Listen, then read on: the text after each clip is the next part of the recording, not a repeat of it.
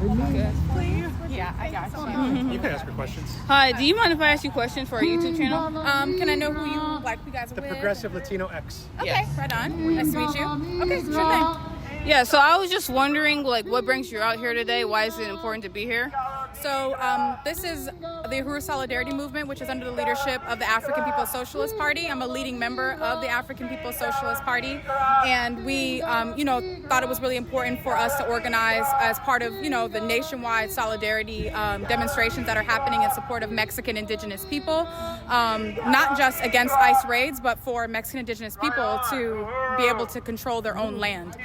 This is stolen indigenous land, and we want to really raise that issue of colonialism, this present-day settler colony that's known as the US, really expose that reality and organize to overturn colonialism. And we are in unity with an organization, a Mexican liberation organization called Unión del Barrio, who has for decades, been organizing Mexican people, especially in California, around and protecting their community from ICE raids and things like that. So, we're standing in support of that. And as the African People's Socialist Party, we've been engaged in the struggle for African liberation since 1972. Okay, so you mind if I ask you a question? Because I thought that Native Americans were given, like, their own tribes and, like, their own laws kind of separate from the U.S. Is that not correct, or? So that whole process is illegitimate. I mean, the U.S. can't make determinations about, okay, well, you get this piece and here's your treaties and things like that. The colonizer, when you look at that relationship, Europeans came over to this land, stole the land, and near decimated the people that lived here, and then made a determination that this is where you get to be and this is how, this process works. And then they stole Mexico, half of Mexico at gunpoint. So what's called California, what's, called Texas, and all these, states inside the U.S. today, that was half of Mexico that was stolen at gunpoint. And so now the U.S. is saying that Mexicans are, coming over the border. No, the border trespassed into Mexico. And so the people not only is this their land, but they're trying to access their own resources that are, concentrated right here in the U.S. and, are hoarded inside the majority white community inside this country. So that whole process, what they set up is illegitimate. The colonial law is illegitimate, and it only supports colonialism. It does not support the colonized. We did not have the ability to determine what our relationship was going to be. We did not tell Europeans that they could take this land, that they could bring death and disease and rape our children and scalp, Native indigenous women and men. That was not something that, we conferred upon the colonizer to do. It's something they did themselves. They installed this system through violence. They maintain it through violence. And, and so that relationship is illegitimate. So here's a question, because a lot of people say, well, why don't they just come here, like, legally? Like, there's laws against crossing over illegally from all places of the world. Is it your position that these specific people have the right to be here, or do you think really anybody should have the right to come into America? So what's your position on that when people say just come legally? Yeah, so first of all, I mean, for indigenous and Mexican people to have to go through a process to come into their own land is absolutely absurd. And that's what I mean by colonial law being illegitimate. The colonizer says, okay, well, you can come into the country the land that we stole. So the colonizer doesn't have to go through that process. Europeans who came here in 1492 and did what they did not have to go through a process to say, okay, we have a right to be here. So that's not what's happening.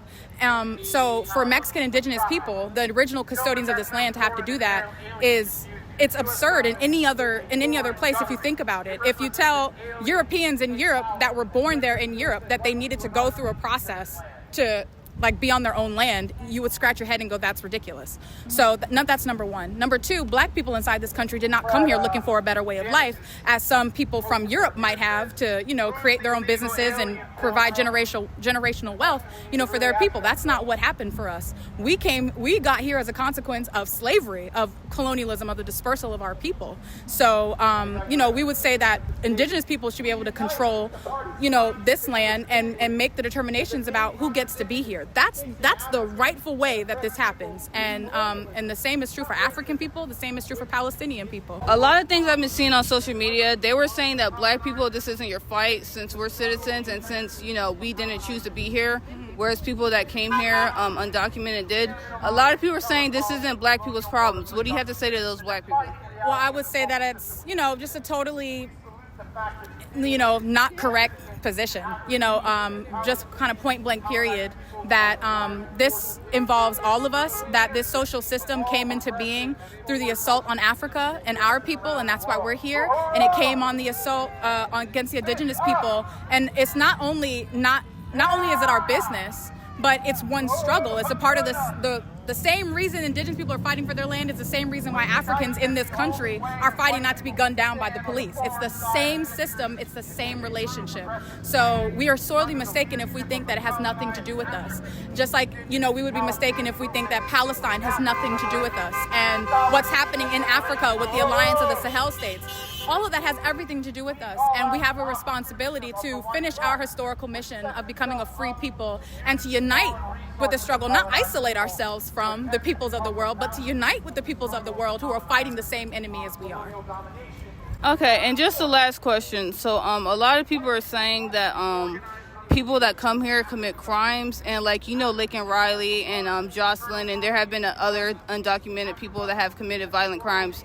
Do you think that we should still vet people that commit these crimes to keep Americans safe? What's your thoughts on that? Well, I look at the biggest crime was in 1492 when they stole this land, and that nobody's being held accountable for nearly decimating indigenous people. No one's paying a price for the lynchings that happen in this country, where they use similar excuses like they're raping white women and all these things when they were hanging black people from trees as a national pastime inside this country.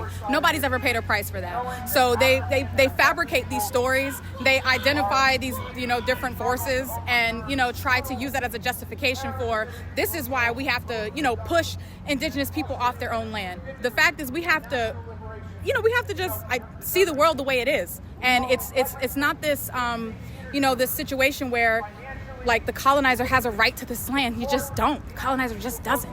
And so for them to be able to determine, well, what kind of indigenous people can come, what kind of Mexican can come in, when the colonizer doesn't even vet themselves, and that they committed the worst atrocity in human history, and they don't have to pay a price for that, and are committing atrocities right now and bombing Gaza and killing thousands and thousands of Palestinian children, and kidnapping Mexican children from their families and putting them in front of a court and having them to defend themselves, and murdering a 7-year-old black girl like Ayanna Stanley Jones in her bed while she's sleeping. So nobody's paying a price for that. Nobody's vetting these forces when they're coming in and carrying out these atrocities, dropping bombs on people throughout the world.